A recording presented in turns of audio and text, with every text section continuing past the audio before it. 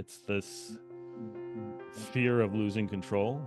It's just the lens that you look at. So when you do something, there's this, I'm in better control than if I allow somebody else to do it. And it's actually, I kind of flip that and I say, well, I think what you're describing is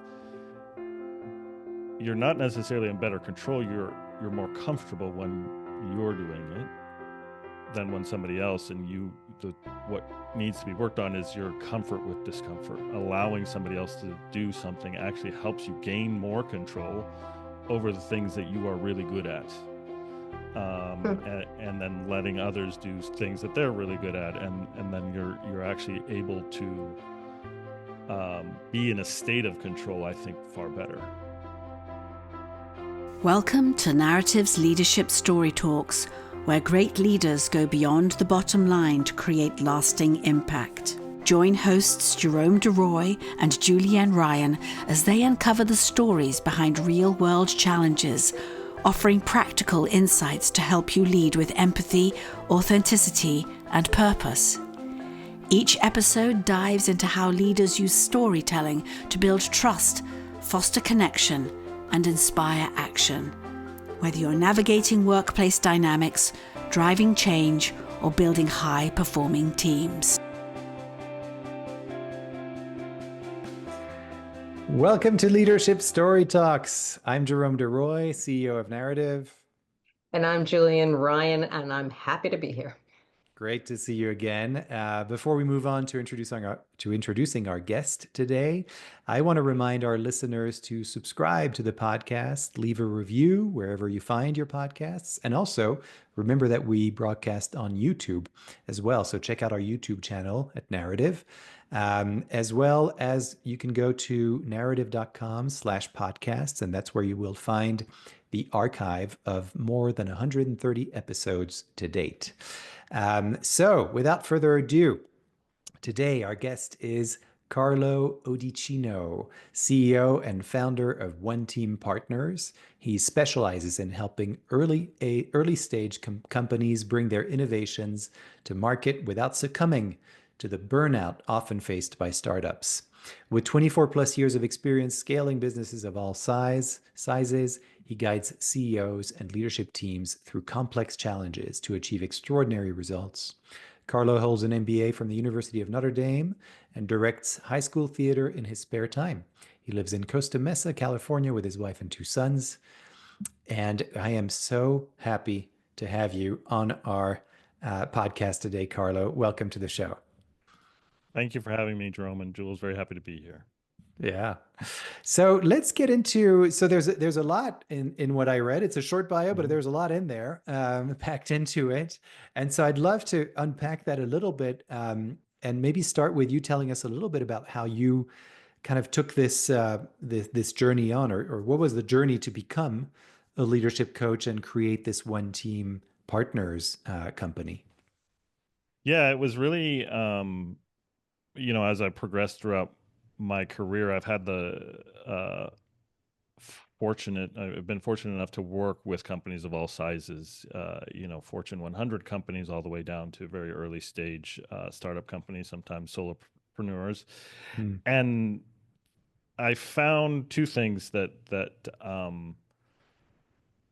I just grew a passion for. One was I loved sort of working with the earlier stage companies where they're still trying to figure out what they want to be when they grow up, to use a phrase, and have often had a clear vision, but didn't necessarily know how to get there. And then another common thing that I saw in working with the teams or the leadership teams was burnout sort of started to creep in. It's like and the question of, can I keep doing this, would come up over and over again. And it came up with myself as well. Once I started doing consulting work and working with clients, just feeling like I could never really turn work off, kind of crept in. And so as that self-reflection came, and I think the leadership and leadership coaching and I like to call myself a player coach. So like it's my, in working with teams, I'd like to work on real business problems and then coach them through that versus just a one-on-one conversation and tell me about what, you're experiencing. We can just talk it through. I'd rather kind of see it in action and coach through it. But I knew in order to be effective at that, and I share this with everybody, everybody's a leader. And the first person you need to learn how to lead is yourself. So learn how to lead yourself, and then you can start to lead others. And so that's how it really started as a self-reflection back in 2015 of I've got to change something about how I'm approaching work and how I'm perceiving work, and reached out to a number of different training, and reached out to a number of different mentors and experts, and really kind of learned how to. One of the folks that I worked with, he's great. He says no one ever teaches us how to manage ourselves. Like you learn all these other things, but you never learn how to manage your emotions and manage your mind. And he said that's essential. It's essential to living life, much less building something great. And so it started there in one team. The team aspect of it is an aspiration, which stands for thrive every available moment. And I like to say, including when you're sleeping, but just really this aspiration of how can we live in a way that we feel like we're thriving. And one of the key aspects of that I share pretty early on with anybody I'm working with is I reject the notion of work-life balance. And the reason why, it's because I feel like just that statement presumes that a third of your life really that is working time, roughly, if you think about 8 hours, is not part of your life. No, it's all part of your life. You just need to learn to find the balance of work activities and non-work activities. And so we look for life balance, not like work-life balance. And I would say I'm still on the journey, and it's been a fun journey, and I'm happy to sort of work with others and share as much of what I've learned along my journey with others, and hopefully they can then share that knowledge to whoever they may come across. So one thing came to mind when I was reading what your specialty was is when people are in starter mode and they have a vision, they have great energy and enthusiasm, what's some assumptions that you find yourself coaching them through? And it's a leading question because I had experiences about that in the past with some clients. What do you see that they sometimes fall into a trap of thinking and doing? I think it's two things. It's one, it's the trap of thinking there is an answer, right? This is one, as I want to grow the company, there is one right answer, and I just need to find it, or I just need to put the energy into it, and sort of closing yourself off to learning new things, and that more time spent equals better results. So instead of well, you just got to do the time, or I love you just have to have the entrepreneur spirit, which I say is usually code for work an ungodly amount of hours and kind of diminish your ability to be truly effective. I think those are the things in early stage that I've seen in terms of stepping away. So I share that two things can be true at the same time. You can spend less time and be more effective. And I would argue those two things of the most effective organizations are true at the same time. Really spending less time. But the key to that is stepping away from this misperception that we can multitask. That we can't. We have to focus on one thing at a time. And ideally, you're focusing at least on one thing for an hour to 90 minutes scientifically at a time, and you'll find you're a lot more effective. But technology and the way business runs kind of commonly today really is a tension on that. I use the analogy of thinking you want to get to deep work and use that phrase based off of the book by Cal Newport, but how I translate that in my personal life of the analogy of you want to dive deep underneath the water, but when you multitask, you're wearing a life vest that keeps Mm. pulling you back up to the surface. You're going to exhaust yourself trying to really go deep when you're having this life vest of multitasking that keeps bringing you up to the surface. Mm. And what about your entrepreneurs' relationships when they have the good fortune to start hiring staff or hiring maybe significant third-party relationships to support them? Or what have you discovered all the time? Is there a common pattern? Yeah, difficulty to delegate. It's like I like to share. You are very good at what you do, but Mm. there are other people that are going to be just as good or maybe even better at Mhm. certain things, and you need to learn to let it go. Mm. Because if you want to grow an organization, it's and making a thriving organization similar to anybody, you got to exercise that muscle of delegation. Otherwise, it'll atrophy, and you'll find and the benefit of delegation is you'll start to see that someone else's way of doing things is not better or worse, it's just different, and you're just like, oh, I never Mhm. thought of it that way, and then it starts to ignite your creative mind to say, oh, they reached the same endpoint that I would have, but they did it in a completely different way, and that I'm curious about that, and that might be a better way of doing it, type of Mm. thing. And early stage company and entrepreneurs, the key to any is how do you ignite creativity and the human creativity, and you have to really start to rethink the way kind of traditional business is taught and executed. And that's uncomfortable. And embedded in that delegation could be a fear of not knowing that Mhm. I know when I've met people who have started their own companies and then they really got to be much larger than they dreamed and have been growing, is that you have to lose control in a way to grow and not know of every nuance that's happening. So, Yeah. what have you found? And I'm sure Jerome has found this with the client relationships too. That's a big leap of faith. Yeah, I think you touched on it. It's this fear of losing control. Um, and it's just the lens that you look at.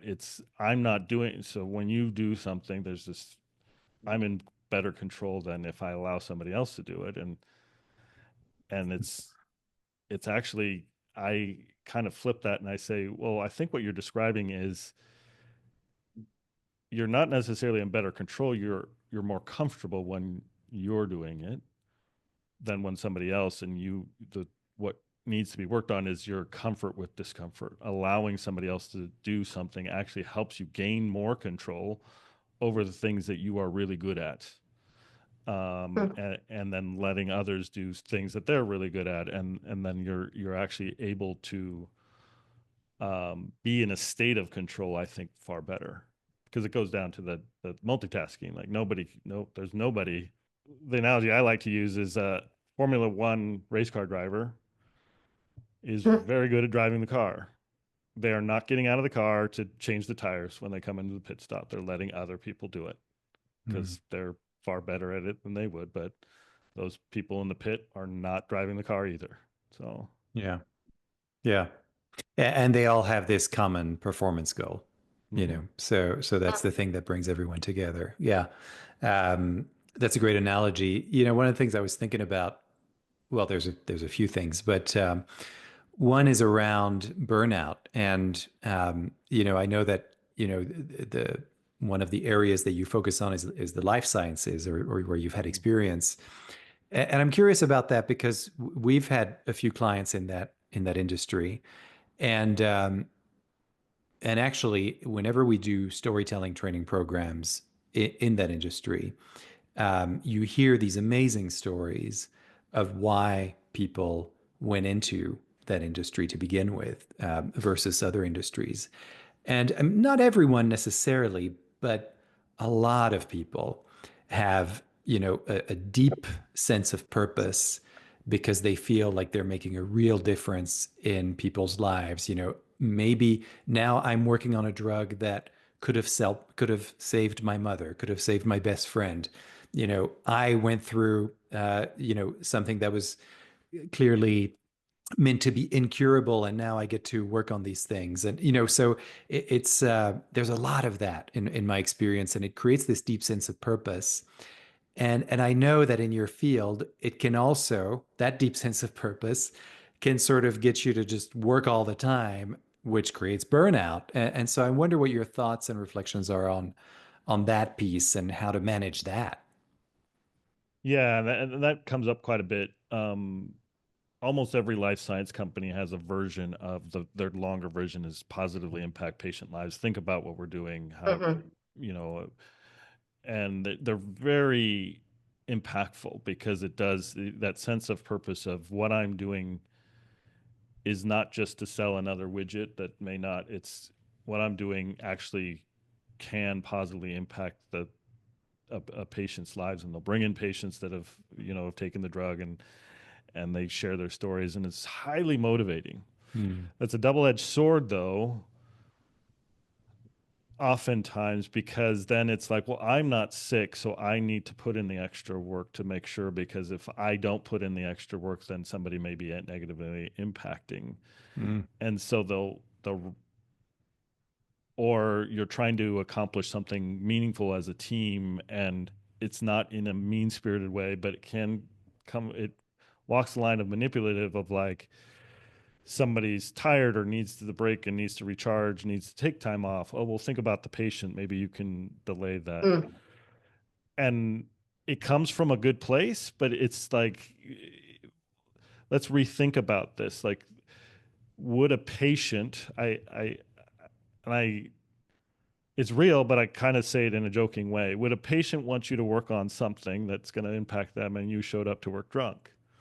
Like, Hmm. of course not. They wouldn't want it. I said, do you know that there's a study that said that one night of getting less than 7 to 9 hours of sleep, your reaction Mm. time to be able to do things, they did it on driving simulations, is worse than somebody who's driving under the influence.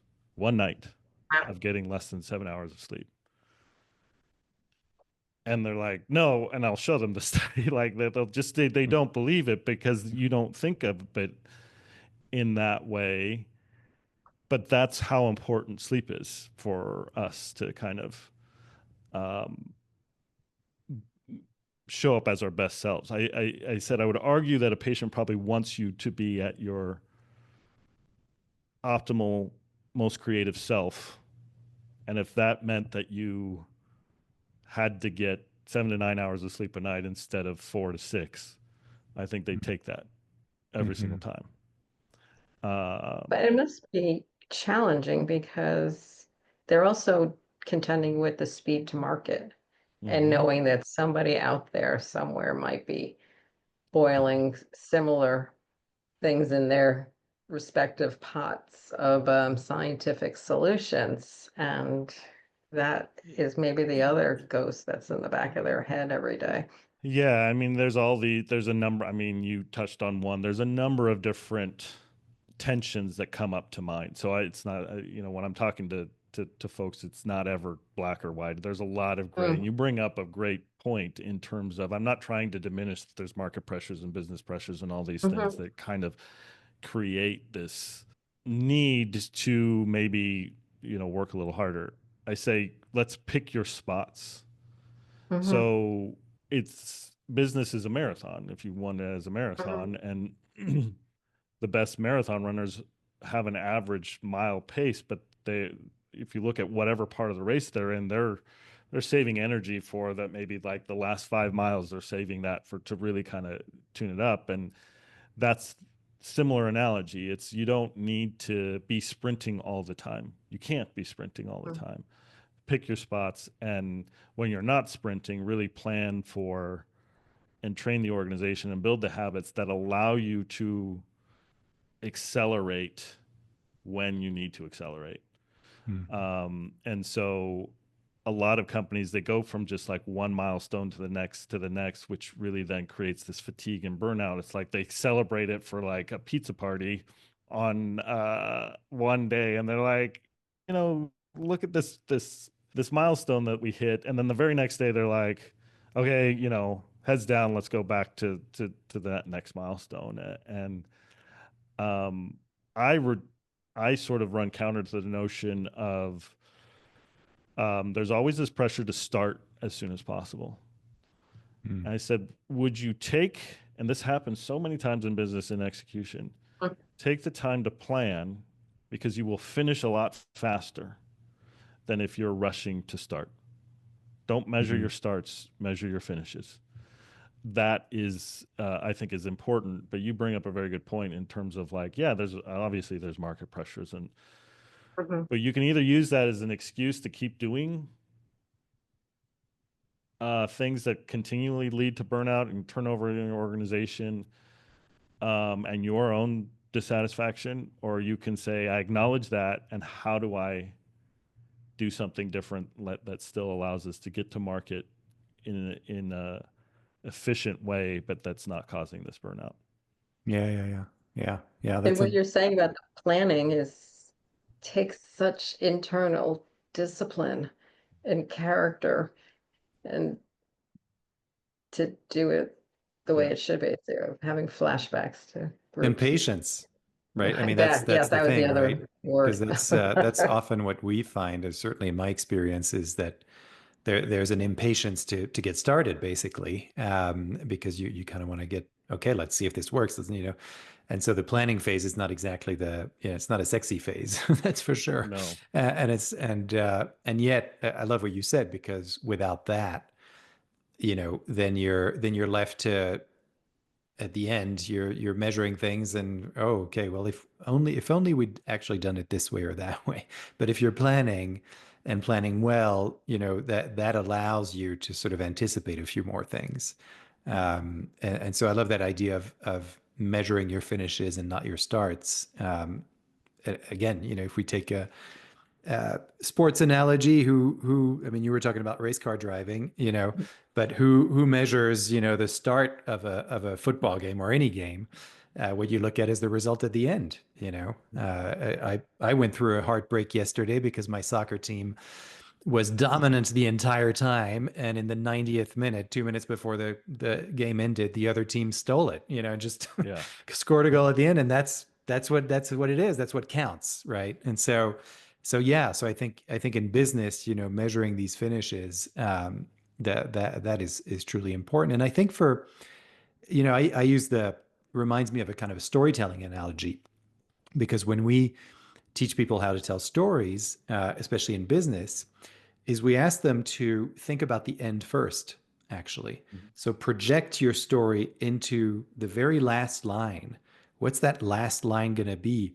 And when you do that, it allows you to then go back in time and say, oh, well, if that's my last line, then this is going to be my first line. And that's going to be my middle and my turning point. That's the planning that you do with a story. You don't just launch into the story because you're like, oh, I know exactly how it begins, so I'm just going to go for it. And then midway through the story, you're like, oh, but I don't know how it ends. And your audience notices that you don't know how it ends. And so they're starting to leave. Their listening goes out the window, right? And so it's very similar. I like this idea of, have the end in mind when you start something, and then plan for that end. And of course, things are going to happen, and it's not going to exactly happen that way. And you're going to have probably multiple endings in real life at the end of it that are different from your planning, but you will get to the end, and that's the point, right? You just called up a thought that I had in too. Like, when you watch television series, the very best ones that people like the most, and it's the ones that you can kind of tell they knew how it was going to end, versus the way television series get renewed. I know they don't necessarily always know, because they want to kind of keep renewing, and then it all, after season 7 it starts to fall flat because they just didn't know how it was going to end, versus the ones that are willing to say, okay, we're only going to do this for 5 seasons. This is the story that we're going to tell, and everybody will nod their heads in it, but they don't necessarily live it, which is always leave your audience or your customer wanting more. Because if they want more, it's an indication of what you provided them they valued. Yeah. And there's okay, like, oh, you didn't fail actually if you leave your audience or your customers wanting more. You actually succeeded.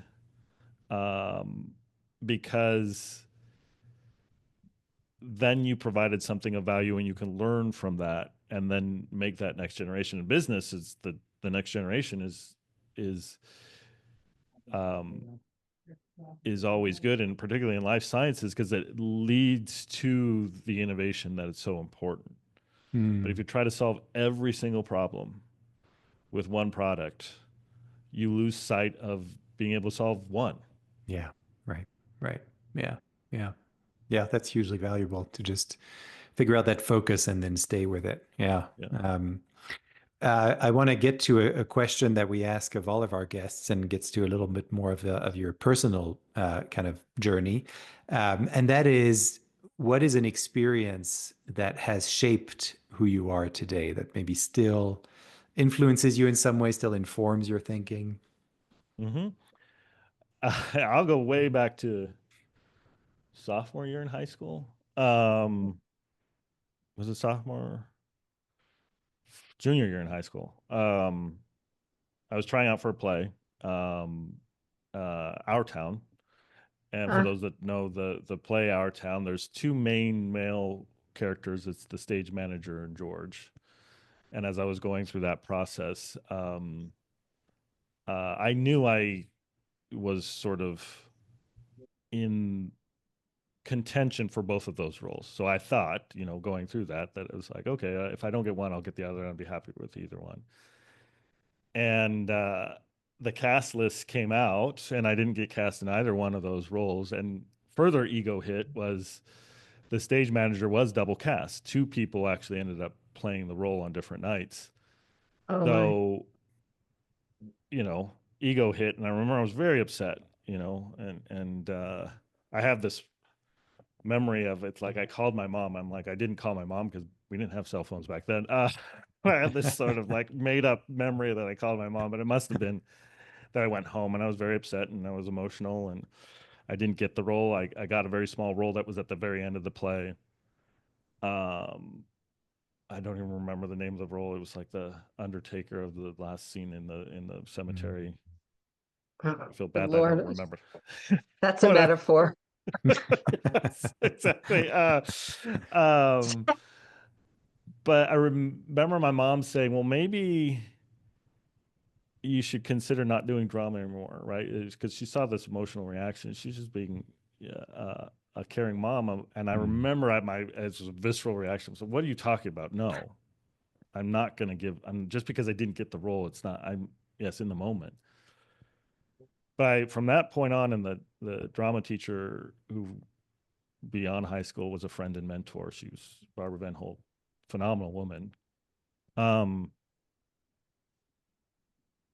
I said I trusted her judgment so well that it was like there must have been something I wasn't doing, even though I felt like I was, that didn't quite hit the mark for her. So I was like, okay, I'm going to watch her.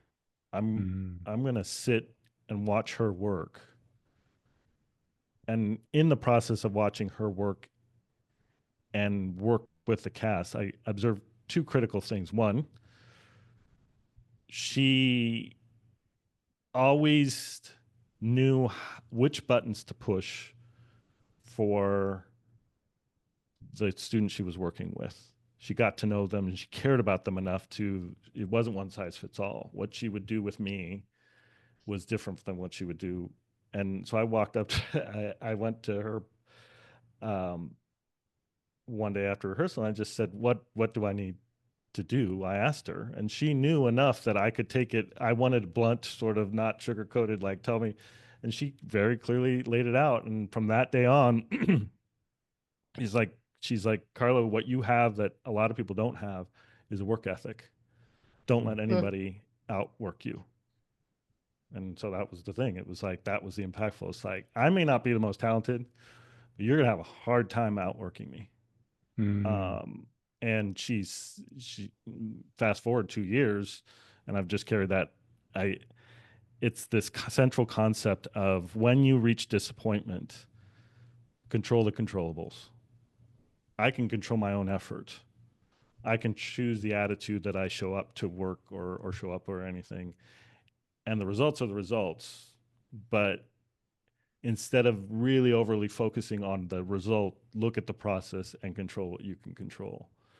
And, you know, by the time I was a senior, I was getting the lead role and everything, and drama competition was winning everything and she came up to me and she's like, Carlo, when you first started, and I loved her sense of humor. She's like, you couldn't act your way out of a paper bag. Uh, and like, that sounds terrible, but she knew she could do it. And it was just something, she just knew that about me, but she's like, you are now a very accomplished actor. And she said, now take that talent and start directing.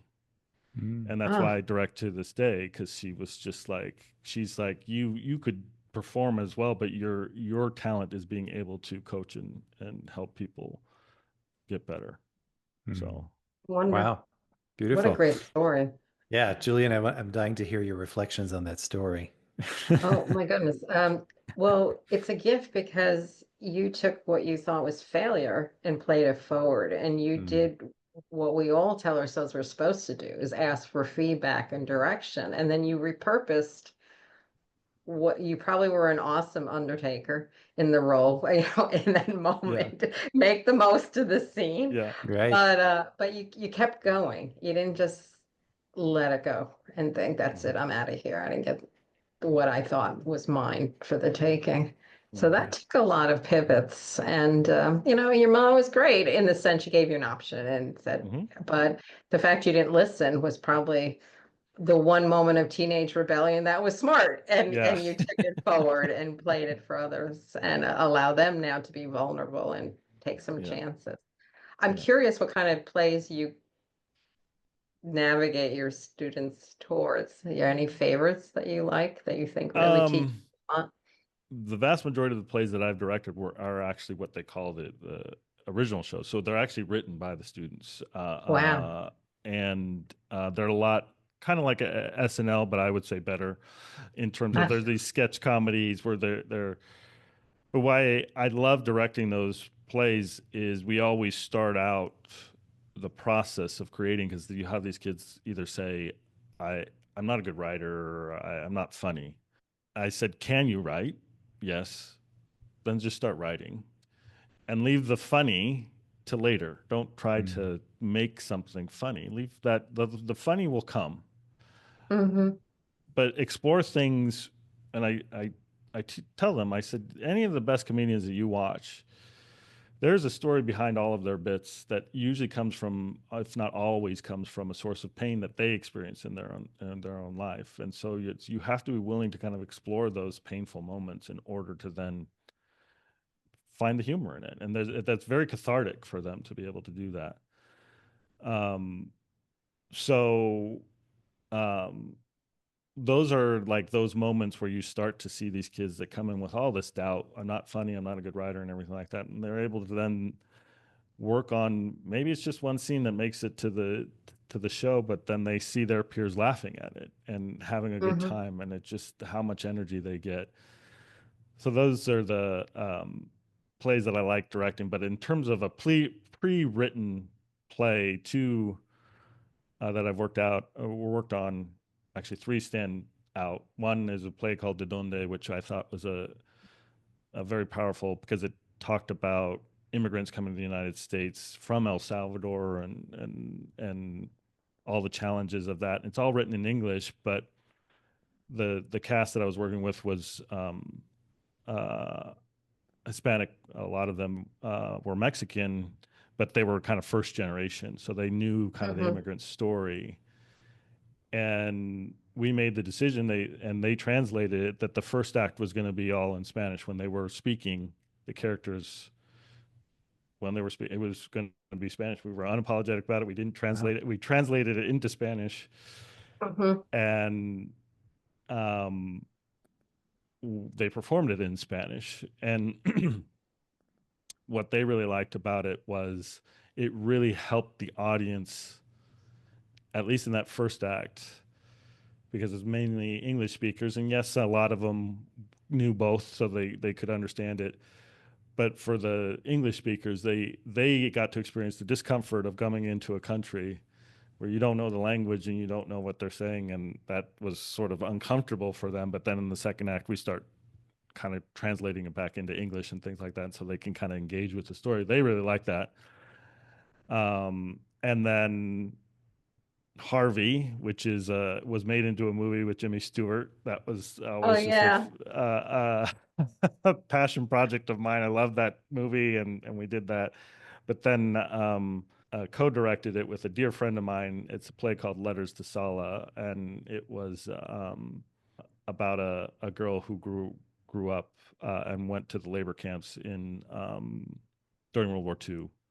And what was so amazing about that is the daughter of the Sala, who's the main character, wrote the play, and based off her mom's story that she had kept all these letters and things like that while she was in the labor camps during World War II, and kind of created the story out of it, or the play out of it. Well, the cast sent sort of I think a poster or a program to the playwright, and it got to her, and she sent back a very nice letter to them and a picture of her with her mom Sala, of like thank you for putting on the show and things like that. And that was a very Hmm. meaningful experience for them. So That is My beautiful. heart is leaping out of my chest because I met Anne Kirshner, that's the yeah, daughter, yeah, and I met Oh her my mother gosh. Sala about 20 years ago, when I believe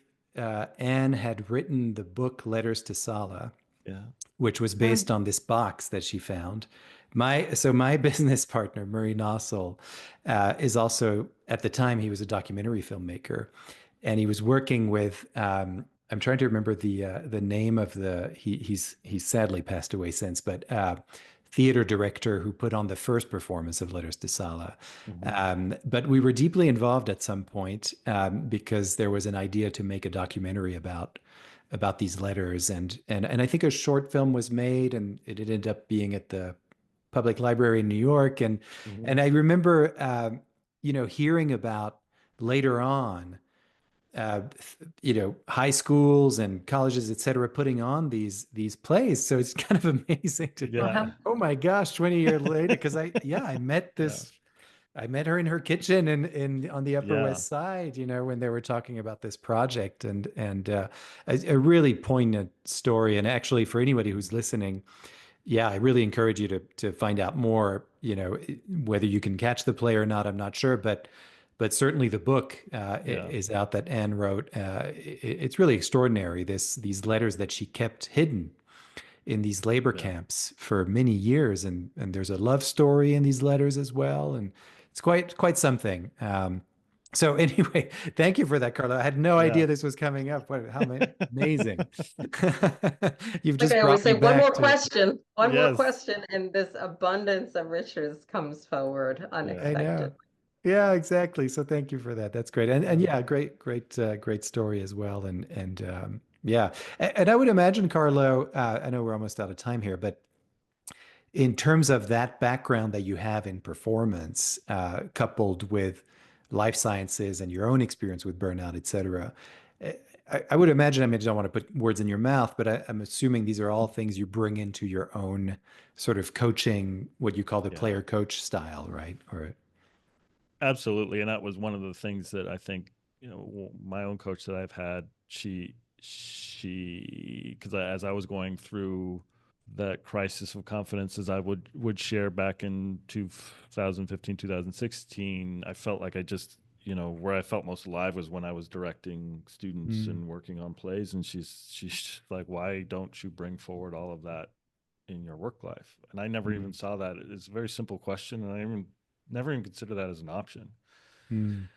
And Interesting. just that kind of reframing of where I felt the most alive in directing and helping students become the best that they could be in that acting sense is the same thing I use for coaching. I don't, um, students will ask me, or people, well, what would you do? And I said, well, I can Mhm. tell you what I would do, but it doesn't really matter what I would do.